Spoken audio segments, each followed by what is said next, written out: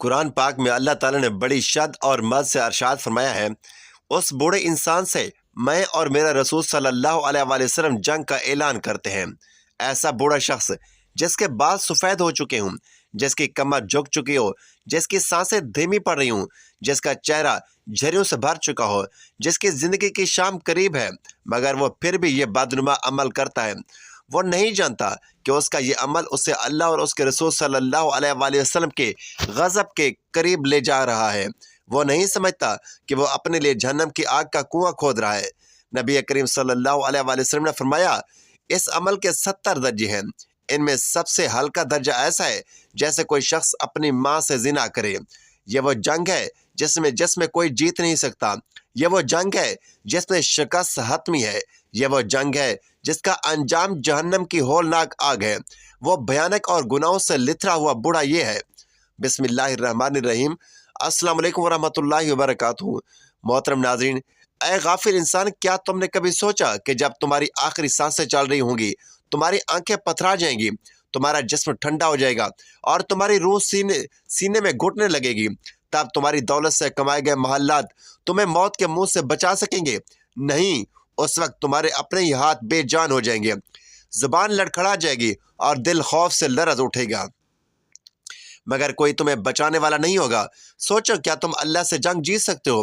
क्या तुम क़यामत के दिन अल्लाह के गज़ब का सामना कर सकोगे?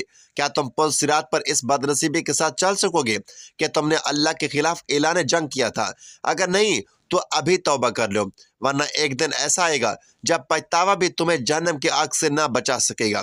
ये अल्फाज सोचो, दिल पर हाथ रखो और सोचो, अगर किसी के सामने ये कहा जाए कि फलां शख्स ने अपनी माँ के साथ जिना किया तो कैसा जलजला तारी हो जाएगा, खून खौलने लगेगा, गुस्से से आंखें सुर्ख हो जाएंगी, गैरत से रूह कांप उठेगी।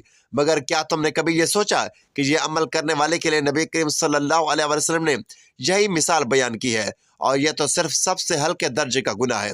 बाकी इन 70 दर्जात का क्या हाल होगा? ज़रा सोचो, क्या लर्जा खेज मंजर है। इंसान की मां जिसके कदमों के नीचे जन्नत है, जिसकी गोद में सबसे महफूज पनाहगाह है, जिसके लिए ज़रा सी गुस्ताखी भी जहन्नम में ले जा सकती है, और यहाँ नबी करीम सल्लल्लाहु अलैहि वसल्लम फरमा रहे हैं कि इस अमल का सबसे हल्का दर्जा अपनी माँ से बदकारी के बराबर है। दिल दहल जाता है, रूह कांप उठती है, मगर अफसोस आज के लोग इसी अमल को फ़ख्र से करते जा रहे हैं और इस पर खुश भी होते जा रहे हैं। कहते हैं कि कोई मामूली जुर्म नहीं, ये कोई छोटा गुनाह नहीं, ये ऐसा जुर्म है जिस पर खुद अल्लाह और उसके रसूल सल्लल्लाहु अलैहि वसल्लम ने ऐलान जंग किया है। सोचो, जिसके खिलाफ अल्लाह ने जंग का ऐलान किया उसका क्या अंजाम होगा? वह ज़मीन पर चैन से जी नहीं सकता, उसका दिल हमेशा बेसुकून रहेगा, उसका रिज़्क बेबरकत हो जाएगा, और जब मौत का फरिश्ता उसकी रूह खींचेगा तो वो ऐसा तड़पेगा जैसे कोई कांटों में उलझी हुई रोई को खींचे। ये कोई मामूली जुर्म नहीं, ये कोई छोटा गुनाह नहीं, ये ऐसा जुर्म है जिस पर खुद अल्लाह और उसके रसूल सल्लल्लाहु अलैहि वसल्लम ने ऐलान जंग किया है। सोचो, जिसके खिलाफ अल्लाह जंग का ऐलान करे उसका अंजाम क्या होगा? वह ज़मीन पर चैन से जी नहीं सकता, उसका दिल हमेशा बेसुकून रहेगा, उसका रिज़्क बेबरकत हो जाएगा, और जब मौत का फरिश्ता उसकी रूह खींचेगा तो वो ऐसे तड़पेगा जैसे कोई कांटों में उलझी हुई रोई को खींचे। फिर कब्र में उसके साथ क्या होगा? उसकी कब्र आग के गड्ढे में बदल जाएगी, सांप और बिच्छू उसके जिस्म को नोचेंगे और वह चीखेगा, बिलबिलाएगा, मगर कोई उसे छुड़वाने वाला ना होगा। फिर क़यामत के दिन जब सूरज 1 मील के फासले पर होगा, जब ज़मीन तांबे की तरह गर्म होगी, जब लोग नंगे पाँव नंगे बदन हशर के मैदान में हिसाब के लिए खड़े होंगे, तब उसके चेहरे पर जिल्लत और रुसवाई के सिवा कुछ न होगा। फिर तुम्हारी रूह कब्ज करने के लिए फरिश्ते आएंगे, मगर रहमत के फरिश्ते नहीं बल्कि अजाब के। वो तुम्हारी रूह को तुम्हारे जिस्म से इस तरह नोचेंगे जैसे कांटों में उलझी हुई भीगी हुई रोई को खींचा जाए। तुम्हारा जिस्म तड़पेगा मगर रहम नहीं किया जाएगा, क्योंकि तुमने अल्लाह और उसके रसूल सल्लल्लाहु अलैहि वसल्लम के खिलाफ जंग की थी। जब तुम्हें कब्र में उतारा जाएगा और मट्टी तुम्हारे चेहरे को ढांप देगी, तब वहाँ तुम्हारे कमाए गए सोने चांदी और जायदादों का कोई फ़ायदा ना होगा। वहाँ सिर्फ वो 2 फरिश्ते आएंगे जिनकी आवाज़ और शक्ल ऐसी खौफनाक होगी कि मुर्दा इंसान भी कांप उठेगा। अगर तुम हराम की कमाई में मुलव्वस थे तो जवाब में तुम्हारी ज़ुबान बंद हो जाएगी और तुम पर कपकपी तारी होगी, ज़मीन तंग कर दी जाएगी, यहाँ तक कि तुम्हारी फसलें एक दूसरे में पेवस्त हो जाएंगी। कब्र अंधेरी होगी, सांप और बिच्छू तुम्हें काटेंगे और हर लम्हा तुम पर अजाब बढ़ता चला जाएगा। और यह तो सिर्फ शुरुआत है, क़यामत के दिन इससे भी ज़्यादा होलनाक होगा। جب سور پھونکا جائے گا زمین کانپے گی، پہاڑ ریزہ ریزہ ہو جائیں گے، سورج 1 میل کے فاصلے پر ہوگا اور لوگ ننگے بھوکے اور پیاسے میدان حشر میں کھڑے ہوں گے۔ گنہگار لوگوں کے چہرے کالے ہوں گے، ان کے پیٹ اتنے بڑے ہوں گے جیسے سانپوں سے بھرے ہوئے ہوں، اور وہ گندگی کے زور میں اونھے منہ گرتے رہیں گے۔ اللہ کا غضب ان پر ٹوٹے گا، فرشتے انہیں کوڑے ماریں گے اور وہ پکاریں گے، ہائے ہماری بربادی! اے کاش ہم نے اللہ اور اس کے رسول صلی اللہ علیہ وآلہ وسلم کی نافرمانی نہ کی ہوتی۔ مگر اس وقت پچھتاوے کا کوئی فائدہ نہ ہوگا۔ پھر پل صراط آئے گا، وہ پل جو بال سے زیادہ باریک اور تلوار سے زیادہ تیز ہوگی۔ اس پل کو پار کرنا ہی جنت اور جہنم کے درمیان فرق کرے گا۔ حکم ہوگا کہ وہ اس پر چلے، مگر جیسے ہی وہ قدم رکھیں گے اعمال ان کا بوجھ بن جائیں گے، ان کے پاؤں لڑکھڑا جائیں گے اور وہ جہنم کی تاریکی میں جا گریں گے۔ وہ جہنم جس کی آگ 70 گنا زیادہ شدید ہے، جس میں آگ کے بچھو، زنجیریں اور کھولتا ہوا پانی ہوگا۔ کیا تم اس انجام کے لیے تیار ہو؟ کیا تم اللہ کے عذاب کو سہنے کی طاقت رکھتے ہو؟ کیا تم قیامت کے دن اللہ اور اس کے رسول صلی اللہ علیہ وآلہ وسلم کے سامنے ایسے گناہ کا جواب دے سکو گے جس کو قرآن کے حکم سے حدیث کی روشنی میں روکا گیا تھا؟ تو پھر کیوں اپنے آپ کو بربادی کی طرف لے جا رہے ہو؟ ابھی بھی وقت ہے، اللہ سے سچی توبہ کر لو، ورنہ وہ دن دور نہیں جب کوئی معافی نہ ملے گی اور صرف پچھتاوا باقی رہ جائے گا، مگر وہ پچھتاوا کسی کام نہیں آئے گا۔ محترم ناظرین، 3 وقت ایسے جن میں نماز پڑھنا سختی سے منع ہے، اور اگر کوئی ان اوقات میں نوافل ادا کرے تو اس کی نماز قبول نہیں ہوتی۔ اور سب سے بڑی بات یہ کہ بہت سے لوگ ان باتوں سے بے خبر ہیں۔ وہ عبادت کر رہے ہوتے ہیں لیکن انہیں علم ہی نہیں ہوتا کہ وہ غلطی پر ہیں۔ یہ 3 وقت یہ ہیں: جب سورج طلوع ہو رہا ہوتا ہے، جب سورج عین سر پر ہوتا ہے، اور جب سورج غروب ہو رہا ہوتا ہے۔ یہ 3 لمحات ایسے ہیں جن میں نفل نماز پڑھنا سختی سے ممنوع ہے، اور اس کی وجوہات بھی نہایت حیران کن ہے۔ آپ کو جان کر حیرانی ہوگی کہ یہ وہ اوقات ہیں جن میں مشرکین اپنے جھوٹے خداؤں کو سجدہ کرتے تھے، اور نبی کریم صلی اللہ علیہ وسلم نے ہمیں ان کے طریقوں سے بچانے کے لیے ان لمحات میں نماز پڑھنے سے منع فرمایا۔ آپ سوچ رہے ہوں گے کہ اگر نیت اللہ کی رضا کی ہو تو پھر وقت کا کیا مسئلہ؟ لیکن یاد رکھیں، دین اسلام مکمل ضابطہ حیات ہے۔ یہاں ہر چیز کے پیچھے ایک حکمت ہے۔ اگر اللہ اور اس کے رسول صلی اللہ علیہ وسلم نے کسی چیز سے روکا ہے تو اس میں کوئی نہ کوئی راز چھپا ہے، اور اگر ہم اس راز کو سمجھے بغیر عبادت کریں گے تو کہیں ایسا نہ ہو کہ ہم غلطی پر ہوتے ہوئے بھی یہ سمجھے کہ ہم جو کرتے ہیں، ہم سب کی زندگی بھاگ دوڑ میں مصروف ہے۔ دنیاوی معاملات ہمیں اس قدر گھیر لیتے ہیں کہ ہمیں اپنی آخرت کا خیال نہیں آتا، اور جب ہم دین کی طرف آتے ہیں تو بھی اپنی مرضی اور سہولت کے مطابق عبادت کرتے ہیں، بغیر یہ سوچے کہ کیا ہمارا طریقہ کار صحیح بھی ہے یا غلط۔ کیا کبھی ہم نے غور کیا کہ نماز کے اوقات کیوں مقرر کیے گئے اور کیوں کچھ لمحات میں نماز کو منع کیا گیا؟ کہیں ایسا تو نہیں کہ ہم جانے انجانے میں ان ممنوع اوقات میں نماز ادا کر رہے ہوں؟ اگر ایسا ہے تو یقین جانیے یہ بات ہمیں ہلا کر رکھ دینے کے لیے کافی ہے۔ آپ میں سے کتنے لوگ ایسے ہیں جو اپنی نمازوں کے معاملے میں لاپرواہ ہیں؟ کتنے ایسے ہیں جو بس وقت ملا فوراً نفل پڑھنے کے لیے کھڑے ہو گئے بغیر یہ دیکھے کہ یہ وقت جائز بھی ہے یا نہیں؟ اور کتنے ایسے ہیں جو عبادت کو بس ایک رسم سمجھ کر ادا کرتے ہیں، مگر دین کے اصل اصولوں کو جاننے اور ان پر عمل کرنے کی کوشش نہیں کرتے۔ یہ وقت جاگنے کا ہے، یہ وقت غور و فکر کرنے کا ہے، یہ وقت اپنی نمازوں کو درست کرنے کا ہے۔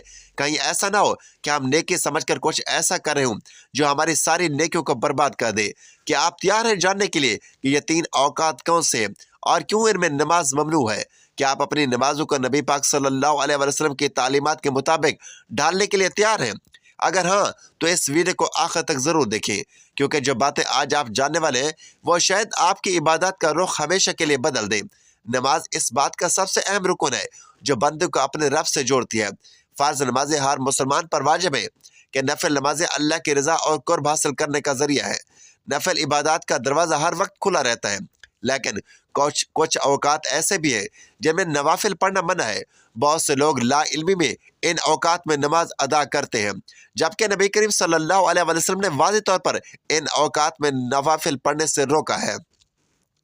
کیا آپ جانتے ہیں کہ وہ کون سے 3 اوقات ہیں جن میں نماز پڑھنے سے سختی سے منع کیا گیا ہے؟ کیا آپ نے کبھی سوچا ہے کہ ان اوقات میں نماز کیوں منع ہے؟ اس کا پس منظر کیا ہے اور اس کی حکمت کیا ہے؟ شریعت کیا ہے؟ ان باتوں کو عام سمجھ کر نظر انداز کر دیتے ہیں، لیکن آج جو حقائق آپ جاننے والے ہیں وہ آپ کو حیران کر دیں گے، کیونکہ یہ صرف عام سی ممانعت نہیں بلکہ اس کے پیچھے ایک گہری حکمت ہے تو آپ کی عبادات کو اللہ کے قریب لے جانے کی بجائے کہیں دور نہ دھکیل دے۔ نبی کریم صلی اللہ علیہ وسلم کی احادیث میں واضح طور پر ان اوقات کا ذکر کیا گیا ہے جن میں نماز پڑھنے کی ممانعت ہے۔ حضرت عقبہ بن عامر رضی اللہ تعالیٰ عنہ روایت کرتے ہیں کہ نبی پاک صلی اللہ علیہ وسلم نے فرمایا، 3 وقت ایسے ہیں جن میں نبیوں نے ہمیں نماز پڑھنے سے منع فرمایا: جب سورج طلوع ہو رہا ہو، جب سورج عین سر پر ہو، اور جب سورج غروب ہو رہا ہو۔ بحوالہ حدیث صحیح مسلم۔ اس حدیث مبارکہ میں 3 واضح اوقات کا ذکر کیا گیا ہے جن میں نفل پڑھنا جائز نہیں۔ پہلا وقت وہ ہے جب سورج طلوع ہو رہا ہو، یعنی فجر کی نماز کے بعد سے سورج مکمل طور پر نکلنے تک تقریباً 15 سے 20 منٹ کا وقت۔ تو اس وقت نماز پڑھنے کے ممانعت کی بنیادی وجہ یہ ہے کہ مشرکین سورج کو سجدہ کرتے تھے، اور اسلام نے ایسی کسی بھی مشابہت سے بچنے کا حکم دیا ہے۔ اگرچہ ہمارا سجدہ اللہ کے لیے ہوتا ہے، مگر دین میں احتیاط کا تقاضا یہی ہے کہ ان لمحات میں نماز نہ پڑھی جائے تاکہ کسی قسم کا شبہ باقی نہ رہے۔ دوسرا وقت وہ ہے جب سورج عین آسمان کے درمیان ہوتا ہے، یعنی زوال کا وقت۔ زوال کا مطلب وہ وقت ہے جب سورج اپنے عروج پر پہنچ جاتا ہے اور کچھ لمحوں کے لیے ایسا محسوس ہوتا ہے جیسے وہ رک گیا ہو۔ اس وقت میں نماز نہ پڑھنے کی وجہ یہ ہے کہ یہ وقت 2 دن اور رات کے بیچ ایک ایسا لمحہ ہوتا ہے جو غیر معین اور مخصوص ہوتا ہے۔ اسلام نے احتیاطی تدابیر کے طور پر اس وقت میں نماز کو ممنوع قرار دیا ہے تاکہ کسی قسم کی بدعتی یا غیر شرعی عمل کا دروازہ نہ کھلے۔ تیسرا وقت وہ ہے جب سورج غروب ہو رہا ہو، یعنی مغرب کی اذان سے کچھ دیر پہلے۔ یہ وہ وقت ہوتا ہے جب دن رات میں بدل رہا ہوتا ہے، اور اس وقت مشرکین سورج کو رخصتی سجدہ کرتے تھے۔ نبی اکرم صلی اللہ علیہ وسلم نے ہمیں ان کے طریق سے بچنے کے لیے اس وقت نماز پڑھنے سے منع فرمایا۔ یہ 3 اوقات وہ ہیں جن میں نفل نماز پڑھنا جائز نہیں ہے، اور ان میں فرض نماز کی قضا بھی نہیں پڑھی جا سکتی۔ البتہ اگر کوئی شخص ان اوقات میں مسجد میں داخل ہو تو نوافل بھی نہیں پڑھ سکتا، کیونکہ یہ اوقات مخصوص طور پر عبادت کے لیے منع کیے گئے ہیں۔ اب سوال یہ پیدا ہوتا ہے کہ ان اوقات میں نماز سے ممانعت کی حکمت کیا ہے، یا اللہ تعالیٰ ان لمحات میں نماز قبول کیوں نہیں فرماتا؟ کیا کوئی خاص دینی یا سیاسی وجہ ہے جس کے بنا پر ان اوقات میں نماز منع کی گئی ہے؟ ان سوالات کے جواب بہت اہم ہے، کیونکہ جب ہم کسی عبادت کی حکمت معلوم ہو جائے تو اس پر عمل کرنا اور بھی آسان ہو جاتا ہے۔ سب سے پہلی اور بنیادی حکمت یہ ہے کہ ان اوقات میں مشرکین سورج کو سجدہ کرتے تھے، اور اسلام نے اس قسم کے کسی بھی شبہ سے بچنے کے لیے ان اوقات میں نماز کو ممنوع قرار دیا۔ یہ اسلام کی وہ خاصیت ہے جو اسے ہر قسم کے شرک اور بدعت سے محفوظ رکھتی ہے۔ دوسری حکمت یہ ہے کہ ان اوقات میں قدرتی تبدیلیاں آتی ہیں، جیسے سورج کا طلوع و غروب ہونا یا زوال کے وقت اس کی شدت میں کمی آنا۔ ان لمحات میں قدرتی طور پر انسانی جسم میں بھی تبدیلی آتی ہے، اور انہی لمحات میں نماز کے بجائے دوسرے ضروری امور انجام دینا زیادہ مفید ہو سکتا ہے، جس کی حکمت یہ ہے کہ یہ اوقات دنیاوی مصروفیات کے لیے مخصوص ہوتے ہیں، اور اگر ان لمحات میں نماز کی اجازت دے دی جاتی ہے تو یہ امکان تھا کہ یہ لوگ اپنی روزمرہ کی ذمہ داریوں سے غافل ہو جاتے۔ اسلام ہمیں توازن اور اعتدال سکھاتا ہے، اور انہی اصولوں کی بنیاد پر نماز کے لیے مخصوص اوقات مقرر کیے گئے ہیں۔ یہاں ایک اور اہم سوال پیدا ہوتا ہے کہ اگر کسی کو ان اوقات میں سجدہ کرنا پڑے تو کیا وہ کر سکتا ہے؟ مثال کے طور پر کوئی شخص اگر قرآن پاک پڑھ رہا ہو اور سجدہ تلاوت کی آیت آ جائے تو کیا وہ ان اوقات میں سجدہ کر سکتا ہے؟ اس کا جواب یہ ہے کہ سجدہ تلاوت عام نماز کے زمرے میں نہیں آتا، لہٰذا اگر کسی نے قرآن پاک پڑھا اور سجدہ تلاوت واجب ہو گیا تو وہ ان ممنوع اوقات میں بھی سجدہ کر سکتا ہے۔ ایک اور مسئلہ وہ ہے کہ جب کوئی شخص ان اوقات میں فرض نماز قضا کرنا چاہے تو کیا وہ پڑھ سکتا ہے؟ اس بارے میں علماء کا اختلاف ہے، لیکن زیادہ تر علماء کی رائے یہی ہے کہ اگر کوئی شخص جان بوجھ کر فرض نماز قضا کرے تو وہ اسے ان 3 ممنوع اوقات میں بھی ادا نہیں کر سکتا۔ البتہ کسی کو کسی وجہ سے فوراً نماز ادا کرنی پڑے، جیسے نماز جنازہ پڑھنا ہو، تو اس کی اجازت دی گئی ہے۔ یہ تمام نکات ہمیں بتاتے ہیں کہ اسلام میں نماز کا ایک منظم اور متوازن نظام ہے، اور ہر چیز ایک خاص ترتیب اور حکمت کے تحت رکھی گئی ہے۔ ہمیں چاہیے کہ ہم اپنی نمازوں کو ان احکامات کے مطابق ادا کریں اور ان 3 ممنوع اوقات میں نفل پڑھنے سے گریز کریں۔ ایک سوال کرنا چاہتا ہوں کہ کیا آپ اپنی نمازوں کے اوقات کے مکمل پابندی کرتے ہیں؟ کیا آپ کو معلوم ہوتا ہے کہ ان 3 اوقات میں نوافل منع ہے؟ اگر نہیں تو اب آپ کے پاس یہ موقع ہے کہ آپ اپنی عبادات کو درست کریں اور اپنی نمازوں کو نبی کریم صلی اللہ علیہ وسلم کی سنت کے عین مطابق بنائیں۔ رسول اللہ صلی اللہ علیہ وسلم نے فرمایا، اللہ تعالیٰ نے سود کھانے والے، کھلانے والے، لکھنے والے اور اس کے گواہوں پر لعنت فرمائی ہے۔ نبی کریم صلی اللہ علیہ وسلم نے فرمایا، سود کے گناہ کے 70 درجے ہیں، ان میں سب سے ہلکا درجہ ایسا ہے جیسے کوئی شخص اپنی ماں سے زنا کرے۔ بحوالہ حدیث سنن نسائی۔ رسول اللہ صلی اللہ علیہ وسلم نے فرمایا، میں نے معراج کی رات دیکھا کہ کچھ لوگ نہر میں تیر رہے ہیں اور ان کے منہ میں پتھر ٹھونسے جا رہے ہیں۔ میں نے پوچھا، اے جبریل، یہ کون لوگ ہیں؟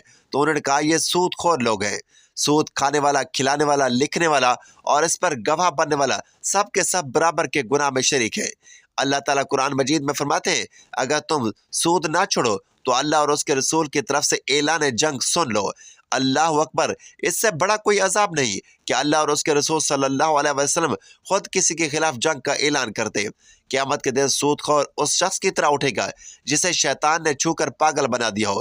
ذرا سوچو، قیامت کے دن تمہاری آنکھ کھلے اور تم پاگلوں کی طرح لڑکھڑا رہے ہو، تمہارا جسم کانپ رہا ہو، تمہارا دل کسی زلزلے کی طرح دھڑک رہا ہو اور تمہاری زبان لڑکھڑا رہی ہو، کیونکہ تم سود کھاتے تھے۔ تم نے دنیا میں چند روپوں کے لالچ میں اللہ اور اس کے رسول صلی اللہ علیہ وسلم سے جنگ مول لی تھی۔ سود صرف ایک مالی لین دین نہیں، یہ ایک لعنت ہے، یہ ایک ایسا زہر ہے جو انسان کی زندگی، گھر، کاروبار اور آخرت کو تباہ برباد کر دیتا ہے۔ سود کا 1 روپیہ بھی تمہیں اللہ کی رحمت سے دور کر دیتا ہے، تمہارے رزق سے برکت ختم کر دیتا ہے اور تمہیں جہنم کی آگ کے قریب لے جاتا ہے۔ کیا تم نے نہیں سنا کہ نبی کریم صلی اللہ علیہ وسلم نے فرمایا، سود کا سب سے ہلکا گناہ اپنی ماں سے زنا کرنے کے برابر ہے۔ اللہ اکبر! سوچو یہ کتنا ہولناک جرم ہے۔ قرآن پاک کہتا ہے کہ جو سود لیتا ہے اور دیتا ہے وہ اللہ اور اس کے رسول صلی اللہ علیہ وسلم سے جنگ کرتا ہے۔ کیا تم اللہ سے جنگ لڑنے کی طاقت رکھتے ہو؟ کیا تم جہنم کی وہ آگ سہ سکتے ہو جس کا ایندھن انسان اور پتھر ہوں گے؟ نہیں تو پھر کیوں اس راستے پر قدم رکھتے ہو جو بربادی کی طرف لے جاتا ہے؟ ابھی بھی وقت ہے، اپنے دل کو جھنجھوڑو، کانپ جاؤ، لرز جاؤ اور اس حرام کمائی سے باز آ جاؤ، ورنہ پچھتاوا بھی کام نہ آئے گا۔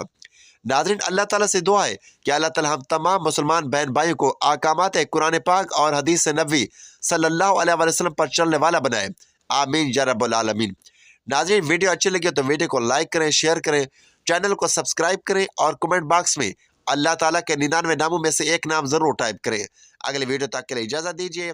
اللہ حافظ۔